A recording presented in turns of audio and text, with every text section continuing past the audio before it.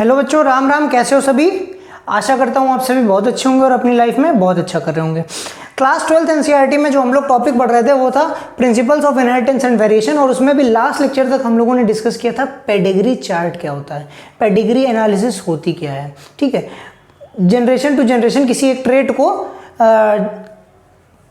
Study करने की process को हम क्या कहते हैं? पेडिग्री एनालिसिस कहते हैं या पेडिग्री चार्ट कहते हैं। जो फॉर्म हमको ये ऐसा मिलता है उसको पेडिग्री चार्ट बोलते हैं।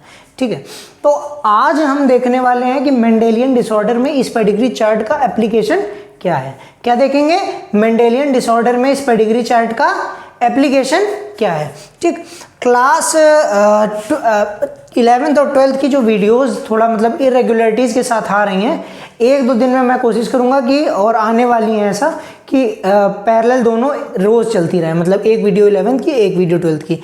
11th वाली वीडियो जो है वो आपको सुबह में देखने को मिलेगी, वही 9, 10, 11 बजे या 12 बजे के आसपास, और जो शाम वाली वीडियो होगी वो 12th क्लास के लिए होगी, वो यही 7, 8 बजे के आसपास आपको देखने को मिलेगी। आप लोग कमेंट करके बता दीजिएगा थोड़ा कि किस टाइम पे हम वीडियो अपलोड करें तो आपको ज़्यादा कन्वीनियंस होगी, तो उसी हिसाब से हम वीडियो अपलोड कर दिया करेंगे।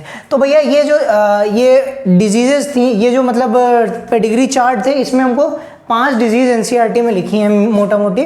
उन 5 डिजीज़ के बारे में पढ़ना है। कौन कौन सी? सबसे पहली है कलर ब्लाइंडनेस। कलर ब्लाइंडनेस कौन सी? Colour blindness, colour blindness. और दूसरी है कौन सी? हीमोफीलिया। हीमोफीलिया।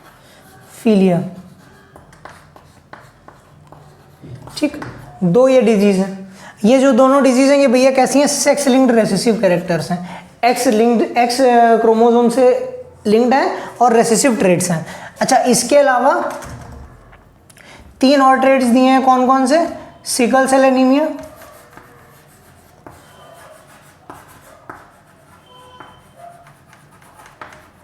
ठीक, सिकल सेल एनीमिया, स्पेलिंग देख लेना अपने हिसाब से, वो थोड़ा ऊंचा खाली हो गया।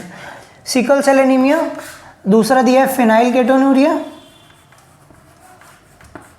कीटोनूरिया। और तीसरी कौन सी है? तीसरी है आपकी थैलेसीमिया।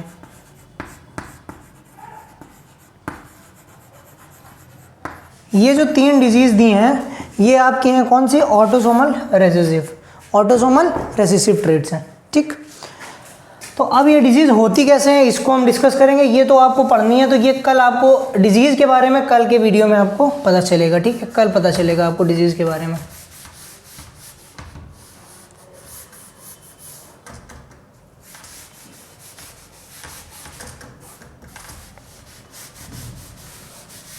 ठीक, डिजीज़ की बात कल करेंगे। कौन कौन सी किस कैटेगरी में आती है ये हमने आज आपको बता दिया। अब मेंडेलियन डिसऑर्डर होते क्या हैं इस बारे में डिस्कस कर लेते हैं थोड़ा सा। तो देखिए, जैसे आपको पता होगा कि 2 टाइप के क्रोमोसोम किसी भी बॉडी में, किसी भी ऑर्गेनिज्म में पाए जाते हैं, ऑटोसोम और एलोसोम। ऑटोसोम और एलोसोम, एलोसोम जो होते हैं उन्हीं को हम सेक्स क्रोमोसोम भी कहते हैं। क्या कहते हैं? सेक्स क्रोमोसोम भी कहते हैं। देखिए, ये मान लीजिए एक क्रोमोसोम था, क्रोमोसोम नंबर 1, ये पहला पेयर था क्रोमोसोम का, क्रोमोसोम नंबर 1।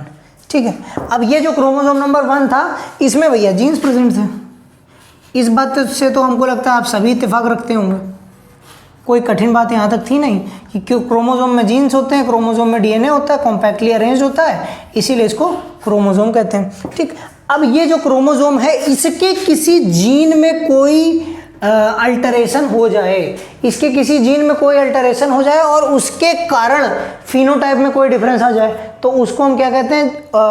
किसी एक क्रोमोसोम के किसी एक पर्टिकुलर जीन के डिलीशन या सब्सट्रैक्शन, इसके कारण जो डिफरेंस आए किसमें?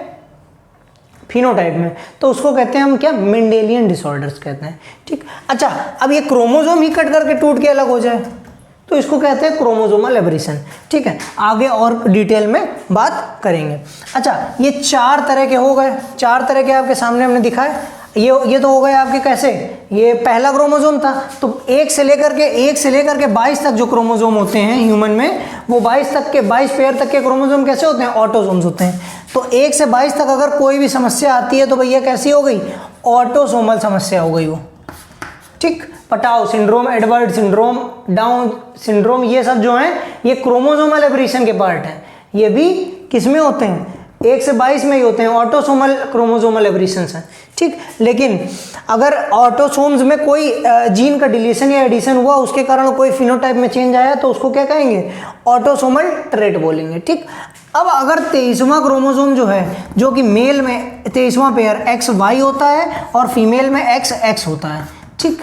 अब XY और XX, मेल में XY और फीमेल में XX, इनमें कोई जीन हट गया या जुड़ गया, तो उसके कारण जो अल्टरेशन आया फिनोटाइप में, उसको हम बोलते हैं sex linked chromosomal aberration, sex linked chromosomal trait, ठीक। सेक्स लिंक्ड ट्रेट बोलते हैं उसको, ठीक। जैसे आप लोगों ने देखा होगा, ध्यान दिया होगा कि कुछ बूढ़े लोग जो होते हैं उनके कान पे बाल उगाते हैं, कान पे बाल उगाते हैं। इस कंडीशन को हम लोग बोलते हैं हाइपर ट्राइकोसिस। क्या बोलते हैं? हाइपर ट्राइकोसिस बोलते हैं। हाइपर, एग्जाम्पल लिख रहा हूं बस ऐसे ही समझाने के लिए, इसको हाइपर ट्राइकोसिस बोलते हैं। अब ये जो हाइपर ट्राइकोसिस है, ये एक वाई लिंक्ड कैरेक्टर है। अब जब फीमेल में वाई होता ही नहीं है, तो सीधी सी बात है कि फीमेल्स के कान में बाल आपको देखने को नहीं मिलेंगे, तो मेल्स में दिखेंगे। और ये भैया वाई लिंक्ड कैरेक्टर है, तो मतलब क्या है? सेक्स क्रोमोसोमल से लिंक्ड, ठीक। तो ये एक बात आपको बताई हमने हाइपर ट्राइकोसिस के बारे में।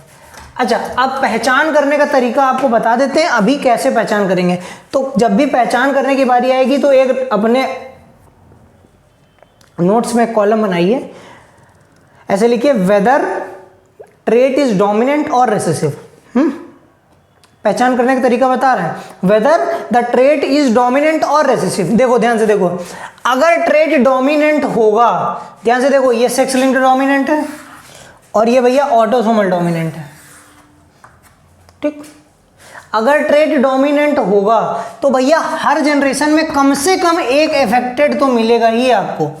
हर जनरेशन में कम से कम, देखो, एक जनरेशन ये हो गई, एक जनरेशन ये हो गई और एक जनरेशन ये हो गई। इन तीनों में देखो, इसमें ये अफेक्टेड है तो इसमें ये और ये अफेक्टेड है, ये तो बाहर से आया, और ये इसमें अफेक्टेड है, ठीक। हर जनरेशन में एटलीस्ट 1 बंदा अफेक्टेड होगा। और अगर अफेक्टेड नहीं, देखो यहाँ कोई अफेक्टेड दिख रहा है? नहीं दिख रहा है, लेकिन यहाँ पे अफेक्टेड हो गया, ठीक। इस जनरेशन में ये अफेक्टेड हो गया, लेकिन इस जनरेशन में कोई अफेक्टेड दिखा? नहीं दिखा। तो इस तरह की जनरेशन, इस तरह तो रेसेसिव हो जाएगा। अगर किसी भी जनरेशन में कोई भी एक अफेक्टेड ऑर्गेनिज्म और अफेक्टेड इंडिविजुअल आपको नहीं दिखाई पड़ रहा है, तो वो कैसा हो जाएगा? रेसेसिव ट्रेट हो जाएगा। अगर हर जनरेशन में एटलीस्ट 1, लिख लेना, अपनी भाषा में लिख लेना, क्योंकि पहचान करने का तरीका है, एटलीस्ट 1 आपको अफेक्टेड इंडिविजुअल दिखाई दे रहा है, तो भैया वो डोमिनेंट ट्रेट होगा। देखो इधर भी देखो, ये डोमिनेंट ट्रेट है, देखो इसमें भी है, इस जनरेशन में भी है, इस जनरेशन में भी है, और भैया ये जो जनरेशन है, इस जनरेशन में भी एक बंदा अफेक्टेड है, ठीक। तो भैया ऐसे आपको समझ में आया कि डोमिनेंट और रेसेसिव कैसे हुआ, ठीक। अब इसके बाद और आगे बढ़ते हैं, वेदर डोमिनेंट और मतलब वेदर सेक्स लिंक्ड डोमिनेंट है, डोमिनेंट या रेसेसिव है कि ऑटोसोमल है। देखो ध्यान से देखो, रेसेसिव की बात करते हैं पहले। ये देखो सेक्स लिंक्ड रेसेसिव है, देखो सेक्स लिंक्ड रेसेसिव या डोमिनेंट की बात करेंगे तो फीमेल से मेल में आएगा और मेल से फीमेल में जाएगा, ऐसा होता है। फीमेल से क्रॉस चलता है, फीमेल से मेल में, मेल से फीमेल में। फीमेल से किस में आएगा? ट्रेट मेल में आएगा, और मेल से किस में जाएगा? फीमेल में जाएगा, ऐसा होता है। देखो ध्यान से देखना, जब इस बंदी, जैसे ये सेक्स लिंक्ड रेसेसिव है, इस लड़की के पास मान लो कि एक ये कोई स्टार वाला ट्रेट था, एक्स स्टार और एक्स, और ये नॉर्मल था XY, ठीक। तो इसने अपना ये वाला X अगर इस बच्चे को दे दिया, तो इसका X स्टार और Y नॉर्मल हो गया, ठीक। Y इधर से आ गया पापा से, तभी तो लड़का हुआ, है ना। अब ये जो ये XY वाला है, ये मेल में तो Y देगा। अगर मेल पैदा करना है तो स्पर्म में किस तरह का क्रोमोसोम होना चाहिए? Y टाइप का होना चाहिए। तो ये मेल में तो Y दे देगा, तो इसमें X का कोई रोल नहीं आया, और ये नॉर्मल थी, XX थी, ठीक। अब ये जो फीमेल आएगी, इस फीमेल में ये वाला ट्रेट पहुंच जाएगा अपने आप, X स्टार और एक X इधर से। ये कैरियर फीमेल है, ये भी कैरियर फीमेल है, ठीक, ये कैरियर फीमेल है, ये अफेक्टेड मेल है, लेकिन ये भी कैरियर फीमेल है। अब नेक्स्ट जनरेशन में जब इसका बच्चा होगा तो हो सकता है कि ये अपना ये वाला एक्स जिसमें अफेक्टेड का जीन है, जिसमें किसी एक एक्स लिंक्ड रेसेसिव ट्रेट का जीन है, तो वो बच्चे में दे दे। ठीक, देखो अब इधर आओ, डोमिनेंट है, देखना केस देखना, ये फीमेल पे एक ये स्टार लगा था, अब एक भी अगर लगा है तो भैया ये क्या है, ये डोमिनेंट, ये मतलब अफेक्टेड होगी। तो इन्होंने अपना ये एक्स वाला क्रोमोसोम इनको इस बच्चे को दिया। ठीक, एक्स, तो इधर ये एक्स स्टार आ गया और इधर से पापा से वाई आ गया, तो ये एक्स वाई और ये अफेक्टेड हो गया। ठीक, यहां पर ध्यान देना, इन्होंने अपना ये ही वाला, ऐसा नहीं कि अब ये बच्चा पहले हो गया, दोबारा जब गैमीट बने तो भी ये अलग टूटेंगे, ऐसा नहीं कह रहे कि एक बार इनको दे दिया तो अब दे नहीं सकते, इनको दे सकते हैं। एक बच्चे ने क्वेश्चन पूछा था भैया, इसलिए बता रहे हैं, डिफर टाइप के लोग प्रेजेंट हैं इस दुनिया में, तो इसलिए उसी हिसाब से हम ट्रीट कर रहे हैं। जब दोबारा गैमीट बने तो एक ऐसा गैमीट बना, एक ऐसा गैमीट बना, तो जब ये फीमेल ने इसको दिया तो इसमें एक्स स्टार और दूसरा पापा ने भी एक्स, पापा में एक्स वाई था तो इन्होंने पापा ने भी एक्स दे दिया। तो भैया चूंकि डोमिनेंट है तो ये भी कैसी हो गई, डोमिनेंट हो गई, डोमिनेंट ट्रेट हो गया, तो मतलब ये भी अफेक्टेड हो गए। ठीक, तो इस तरह से हम किसको डिफाइन करते हैं, इसको इस तरह से हम डिफाइन करते हैं एक्स और मतलब सेक्स लिंक्ड कैरेक्टर को। सेक्स लिंक्ड कैरेक्टर पापा से बेटी में और बेटी से फिर उसके बेटे में, या बेटी से पापा में और पापा से फिर उसके बेटे में, ऐसा चलता है। ठीक, और ऑटोसोमल ट्रेट का ऐसा कुछ नहीं है, ऑटोसोमल ट्रेट ऐसा कुछ नहीं करता है, मतलब बेटी से बेटी में भी आ सकता है, और मतलब मम्मी से बेटी में भी आ सकता है, पापा से बेटे में भी जा सकता है, क्योंकि ऑटोसोमल कैरेक्टर का इतना वो नहीं होता कि वो, क्योंकि दोनों में ही मेल और फीमेल दोनों से आए हैं, तो वो मेल बेबी में भी सेम होगा और फीमेल बेबी में भी सेम हो सकता है, तो वो पापा से भी आधा आ सकता है और मम्मा से भी आ सकता है। देखो डोमिनेंट की जब बात करेंगे तो डोमिनेंट का मतलब है कि कैपिटल ए स्टार और कैपिटल ए ऐसे नॉर्मल। ठीक, तो ये मतलब ये अफेक्टेड था। ठीक, अब इन्होंने, और ये वाला नॉर्मल था, इसमें कोई इफेक्ट नहीं था, तो ये नॉर्मल था। अब अगर इसका ये ए स्टार वाला जब गैमीट बने तो ये ए स्टार वाला गैमीट इधर चला गया और दूसरा इधर से जब आया वो तो नॉर्मल आया, तो भैया ये कैसे होगा, ये अफेक्टेड होगा। ठीक, बाकी कोई इफेक्ट नहीं दिया। ठीक, अब लेकिन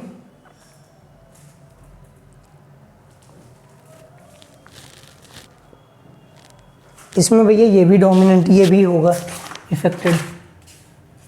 हाँ, वही मैं बोल रहा हूँ, क्योंकि बिना इफेक्टेड हुए नीचे वाली जनरेशन में आ ही नहीं सकता। ये भी इफेक्टेड है, ये फीमेल भी इफेक्टेड है। अब ये जो फीमेल है इस पर भी ऐसा ही ए स्टार और पापा से ए आ गया। ठीक, मम्मा से ए स्टार आ गया और पापा से ए आ गया। ठीक, जब गैमीट बना, और इसके बाद अब जब इसके बच्चे हुए तो ऑब्वियस बात है इसमें इसका ये वाला गैमीट चला गया, तो इस कारण ये वाली फीमेल अफेक्टेड हो गई। ठीक है, ये डोमिनेंट है।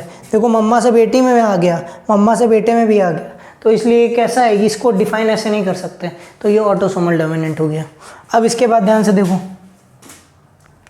ये रेसेसिव है, साफ दिख रहा है। देखो इस जनरेशन में कोई समस्या नहीं है, अफेक्टेड है ही नहीं कोई। इस जनरेशन में एक बंदा अफेक्टेड है, 2 बंदे, और इस जनरेशन में फिर से कोई अफेक्टेड नहीं है, तो इस कारण भैया ये कैसा है, रेसेसिव ट्रेट है। अब ऑटोसोमल रेसेसिव है कि एक्स लिंक्ड रेसेसिव है, तो ध्यान से देखना, ये मान लो ए, ठीक, और ये भी ए। ठीक, इसमें एक बंदा इधर और एक बंदा इधर, दोनों के पास एक दोनों कैरियर है किसी एक जीन के लिए, किसी एक ट्रेट के लिए।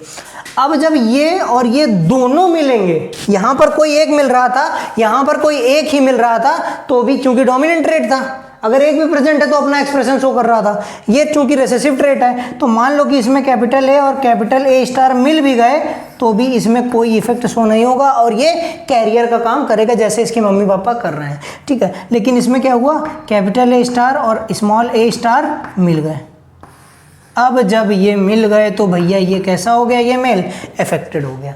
ठीक, यहाँ पर भी कैपिटल ए स्टार और small A star, capital A star दोनों मिल गए। एक पापा से आ गया ये वाला गैमेट, और ये वाला मम्मा से आ गया, तो ये भी कैसा हो गया, अफेक्टेड हो गया।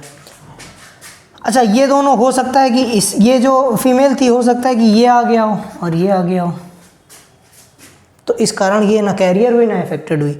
या ये जो आउटसोर्सिंग थी, ये आउटसोर्सिंग एकदम प्योर ए की आ गई हो, मतलब इसने जिससे शादी किया वो एकदम नॉर्मल रहा हो, ना कैरियर रहा हो, तो भी बच्चे इनके नॉर्मल हो जाएंगे।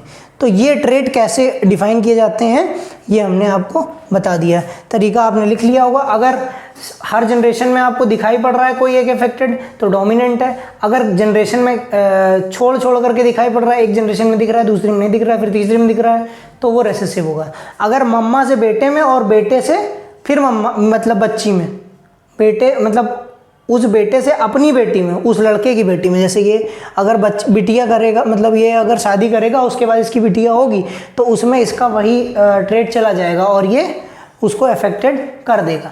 ठीक, ये बात हम बताना चाह रहे थे। तो इससे आपको सेक्स लिंक्ड और ऑटोसोमल भी पता चल जाएगा। ठीक है, आज की वीडियो में इतना ही। अगली क्लास में हम लोग डिजीज़ के बारे में डिस्कस करेंगे। जय श्री राम, राधे राधे।